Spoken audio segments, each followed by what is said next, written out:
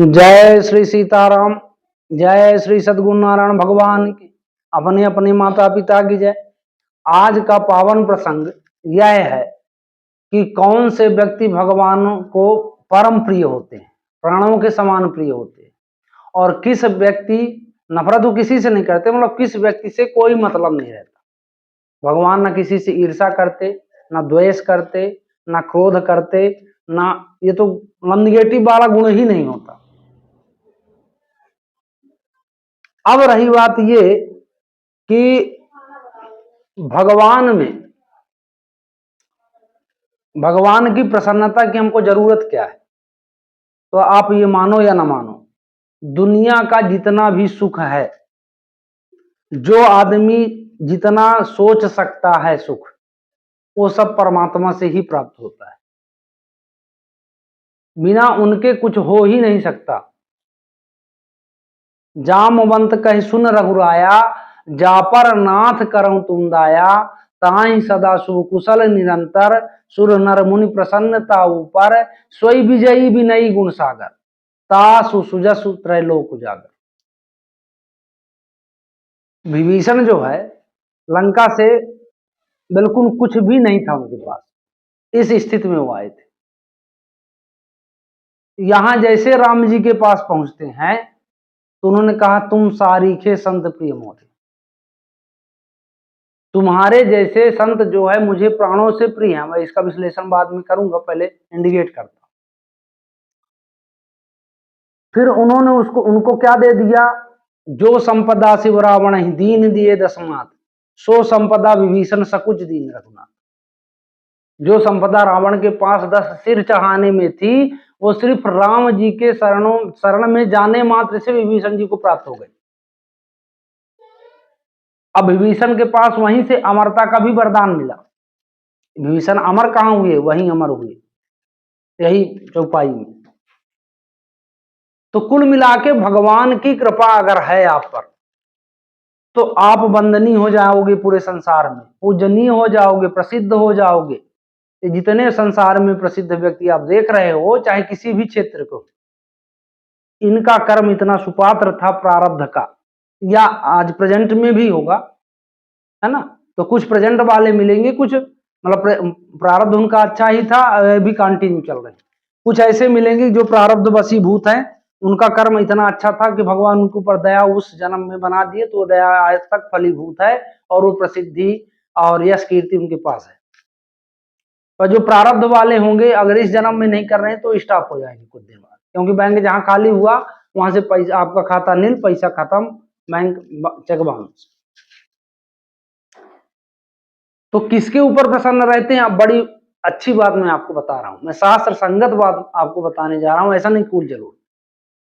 रामायण में एक दोहा है, सगुण उपासक परहित निरति नियति दृढ़ नेम, ते नर प्राण समान मोहि जिनके दुज पद प्रेम। सगुण उपासक मतलब कि वो उसकी उपासना जो है सगुण हो।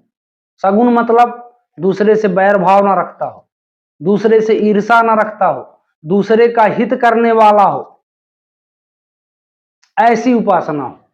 ये नहीं कि राम राम कहता हो पर उसके मन में ये मतलब भरा हो कि हे प्रभु ये क्यों बढ़ रहा है, इसकी मतलब वो बगल वाला क्यों हमारा विकास कर रहा है, कि हमारा सगे संबंधी क्यों विकास कर रहा। निर्मल मन जन सो मोहि पावा, मोहि कपट छल छिद्र न भावा।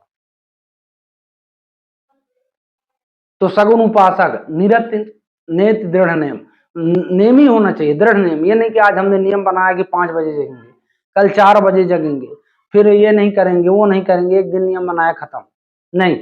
उसका बिल्कुल दृढ़ नियम होना चाहिए। ते नर प्राण समान मम जिनके दुज पद प्रेम। अब इसमें मैं किसी ब्राह्मण विशेष की बात नहीं कर रहा हूं कि मतलब मैं ब्राह्मण हूं तो मैं ब्राह्मण की ही उपमा दे रहा हूं, नहीं। शास्त्रों में जिसको भी ब्राह्मण कहा गया, उन ब्राह्मणों से अगर तुम प्रेम रखते हो तो भगवान के परम हितैषी हो, भगवान के परम प्रिय हो।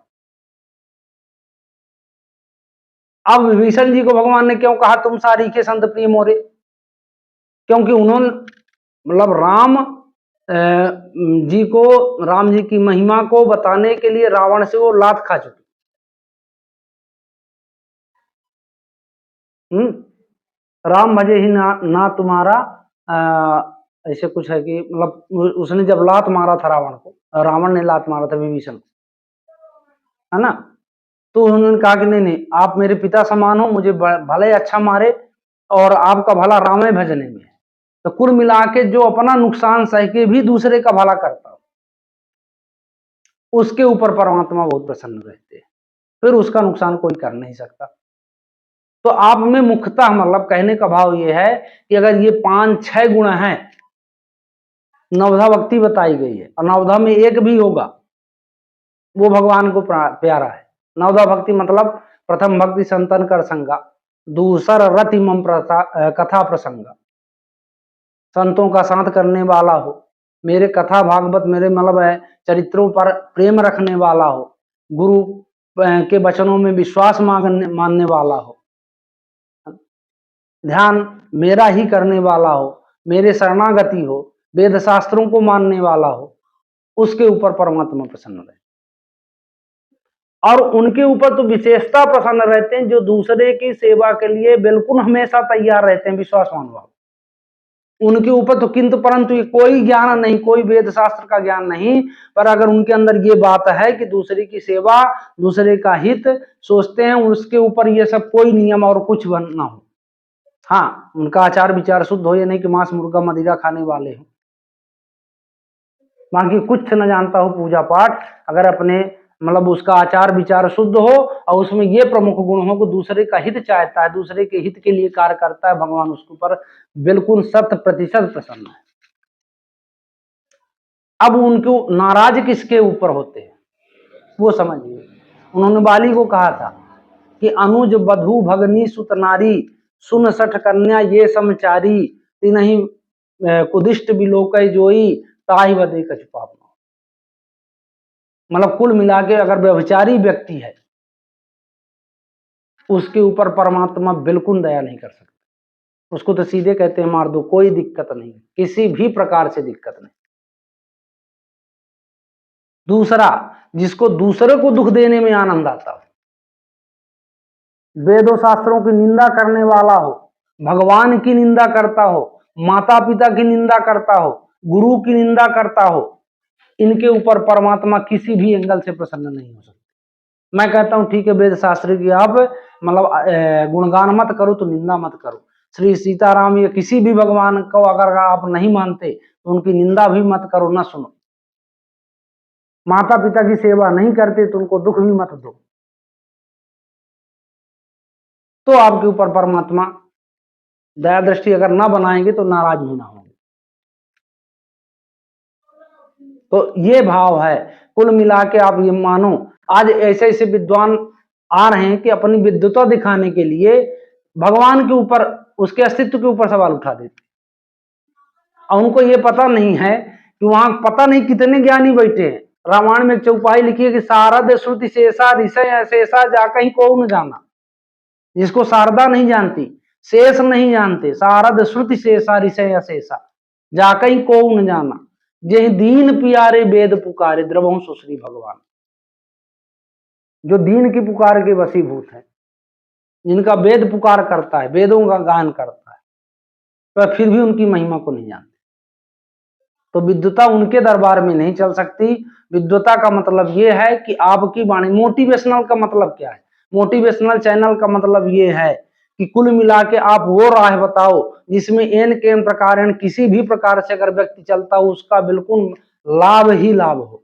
ये नहीं कि व्यूज और सब्सक्राइबर के लालच में आप ये बता दो, ये करो वो करो तो हो गया, ठीक है, लेकिन ये भी बात सत्य है कि पहली विजय उन्हीं की होगी जिनके न खाऊ जटा विशाला ते तब सी प्रसिद्ध कलिकाला। जो दिखावा करेगा वो प्रसिद्धि पाएगा।